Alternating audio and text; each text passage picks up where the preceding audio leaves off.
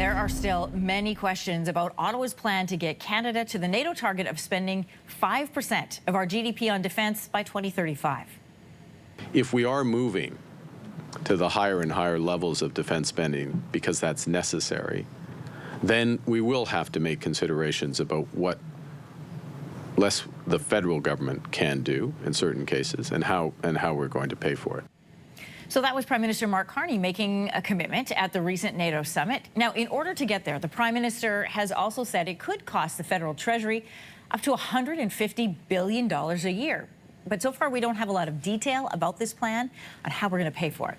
So for a closer look this morning, I'm joined by Anne Fitzgerald, director of the Balsillie School of International Affairs and professor of international security at Wilfrid Laurier University. Good morning. Good morning. Reaching 5% over the next 10 years is a big jump from what we spend currently right now. I mean, we all know it was a chore to get us to 2%. How do you think Prime Minister Carney is planning to accomplish this? Well, it is a bold move. I think the best way that this approach can be taken forward is not to treat it as a defense plan, not to see it as a defense budget entirely, but to see it as a nation-building project.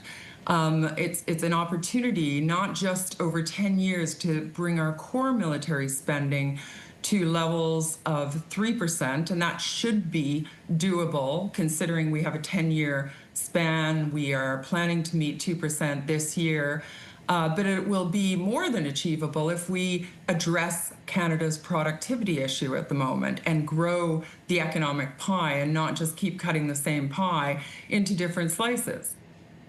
How, then, I guess, could this money be spent when you're talking about looking at it as nation building, which is, I think, how the PMO will characterize it, because that's their narrative right now. Could we be looking at investments here in Canada with Canadian builders, or could we be looking elsewhere for procurement? How does that shape up?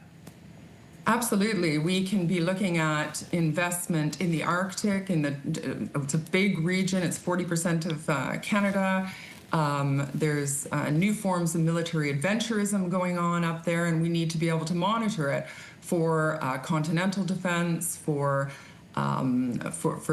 safeguarding our sovereignty. So investments in things like ports, roads, infrastructure, but also cold areas are very critical to things like quantum computing and digital havens. And, you know, for those of you who know about quantum computing, they're often surrounded by freezer capabilities. So this is an opportunity to not just add value to the future digital infrastructure that Canada needs to invest in, but also to support the digital infrastructures of our allies. So it could be a great dual usage technology investment in R&D, bringing the procurement processes along, bringing domestic industrial policy along, and backing Canadian companies in this quest, helping small to medium-sized enterprises and startups scale up to unicorn and globally competitive levels. The Prime Minister has spoken about using critical minerals, extraction and domestic supply chains to help contribute to this spending, but we know that that is going to take time. That's at least 10 years in. So in the short term, how does Canada grow the revenue for this project? It's a big ticket item. It is a big ticket.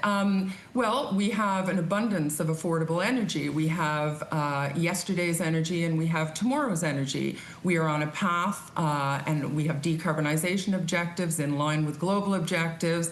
So that natural resource complement can help provide a runway for other things that are going to take more time. You know, we can diversify our markets with that energy and target high manufacturing bases of sophisticated products, markets and products like Japan and South Korea, and sell our energy to those markets because we can't diversify trade unless we diversify our products. Okay. So let's start with what we have. We can also focus on an investment in the new general purpose infrastructure of the future, AI, cloud compute, data and data farms, and cybersecurity. We've got excellent cybersecurity capability. We produce some of the leading AI scientists in the world.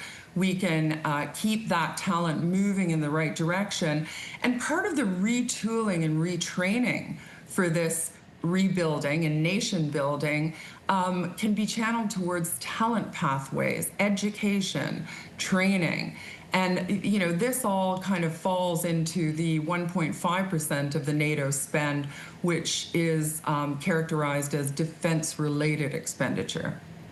It's been fascinating to take a look at where this could go while we wait for details that will cost out this plan. Anne Fitzgerald, thanks for your time this morning. Pleasure. If you like that video, make sure to subscribe to the Your Morning YouTube feed, where you can find all kinds of new content posted every weekday morning.